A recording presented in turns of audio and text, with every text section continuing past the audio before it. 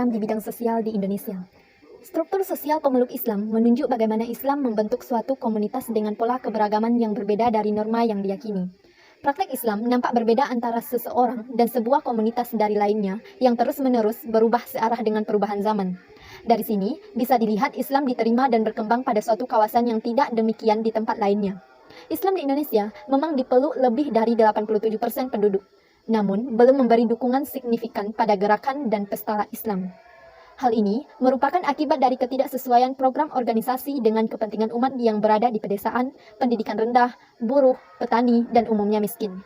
Disinilah pentingnya berbagai realitas sosial Islam itu akan menjelaskan cara-cara keagamaan terbesar umat yang berbeda-beda sesuai kehidupan pola hidup, sejarah, dan lingkungan sosialnya. Sebagian beribadah sesuai syariah, selain sebagai kewajiban, juga untuk mencari ridho Allah agar nasibnya berubah lebih baik. Setiap umat memiliki keragam tujuan atau orientasi ketika mereka melakukan kegiatan ritual ibadah.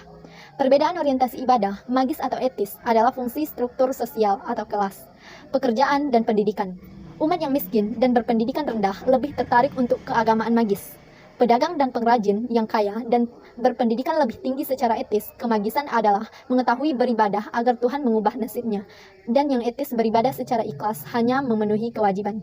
Struktur sosial mengandaikan pembagian fungsi dan wewenang sebagai variabel pengetahuan. Umat dan warga terbagi berdasarkan fungsi dan otoritas sosial dan keagamaannya. Kiai dan ulama dengan pengetahuan agamanya yang lebih mampu memimpin memiliki fungsi dan wewenang yang berbeda dari lainnya. Fungsi dan wewenang ditentukan oleh kemampuan ekonomi dan penguasaan pengetahuan. Umat dan warga terbagi berdasarkan fungsi dan otoritas sosial dan keagamaannya. Kiai dan ulama dengan pengetahuan agamanya yang lebih mampu memimpin memiliki fungsi dan wewenang yang berbeda dari lainnya. Fungsi dan wewenang ditentukan oleh kemampuan ekonomi dan penguasaan pengetahuan. Umat dan warga terbagi berdasarkan fungsi dan otoritas dan keagamaannya. Kiai dan ulama dengan pengetahuan agama yang lebih mampu memimpin memiliki fungsi dan wewenang yang berbeda dari lainnya. Nabi dan Rasul, sahabat, mutakalimin, mufasir, dan fuqaha memiliki fungsi dan otoritas keagamaan yang khas. Terkadang mereka mempercayai doanya lebih diterima oleh Tuhan. Ulama atau kiai dan pemimpin organisasi Islam seringkali berada di pusat orientasi dan kehidupan sosial umat. Sementara kiai atau ulama dan elit tumbuh dalam kehidupan sosial sehingga keagamaan dan sosialitas berhubungan secara dialektik. Umat dan warga terbagi berdasarkan fungsi dan otoritas sosial dan keagamaannya. Kiai dan ulama dengan pengetahuan agamanya yang lebih mampu memimpin memiliki fungsi dan wewenang yang berbeda dari lainnya. Nabi dan Rasul, sahabat, mutakalimin, mufasir, dan fuqaha memiliki fungsi dan otoritas keagamaan yang khas. Terkadang mereka percayai doanya lebih diterima oleh Tuhan. Ulama atau kiai dan pemimpin organisasi Islam seringkali berada di pusat orientasi dan kehidupan sosial umat. Sementara kiai atau ulama dan elit tumbuh dalam kehidupan sosial sehingga keagamaan dan sosialitas berhubungan secara dialektik. Umat dan warga terbagi berdasarkan fungsi dan otoritas sosial dan keagamaannya. Kiai dan ulama dengan pengetahuan agamanya yang lebih mampu memimpin memiliki fungsi dan wewenang yang berbeda dari lainnya. Nabi dan Rasul, sahabat, mutakalimin, mufasir, dan fuqaha memiliki fungsi dan otoritas keagamaan yang khas. Sebelum agama Islam masuk ke Indonesia, masyarakat masih menganut agama Hindu dan Buddha. Kehidupan masyarakat pada masa itu memakai konsep Hindu-Buddha, seperti sistem kasta yang ada di masyarakat. Islam yang masuk ke Indonesia mampu mempengaruhi dan membawa perubahan di berbagai aspek kehidupan masyarakat di bidang sosial. Masuknya Islam ke Indonesia, maka sistem kasta yang ada di masyarakat menjadi pudar dan hilang, tidak diterapkan lagi. Sebelum Islam masuk pada masa Hindu-Buddha, masyarakat Hindu terbagi dalam 4 golongan yang tersebut kasta.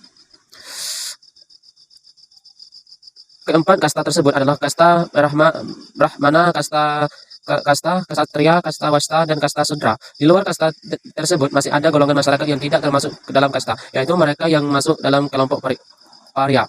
Pertama, kasta Brahmana. Kasta Brahmana merupakan kasta tertinggi. Kaum Brahmana bertugas menjalankan upacara-upacara keagamaan.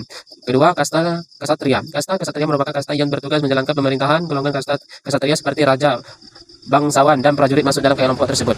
Ketiga, kasta Waisya. Kasta Waisya merupakan kasta dari rakyat yaitu petani dan pedagang. Keempat, kasta Sudra. Kasta Sudra adalah kasta dari golongan hamba sahaya dan para budak. Sementara golongan paria merupakan golongan yang tidak diterima dalam kasta masyarakat Hindu. Yang kedua, setelah masuknya Islam ke Indonesia terus berkembang dan memberikan pengaruh dalam kehidupan masyarakat. Setelah masuknya Islam ke Indonesia, kerajaan-kerajaan yang bercorak Hindu-Buddha pelan-pelan mulai mengalami kemunduran dan runtuh. Setelah kerajaan-kerajaan tersebut runtuh digantikan oleh kerajaan-kerajaan baru yang bercorak Islam. Masuknya Islam memberikan identitas baru bagi kehidupan masyarakat pada masa itu. Dalam bidang sosial, kebudayaan Islam, aturan kasta tidak diterapkan lagi di dalam masyarakat.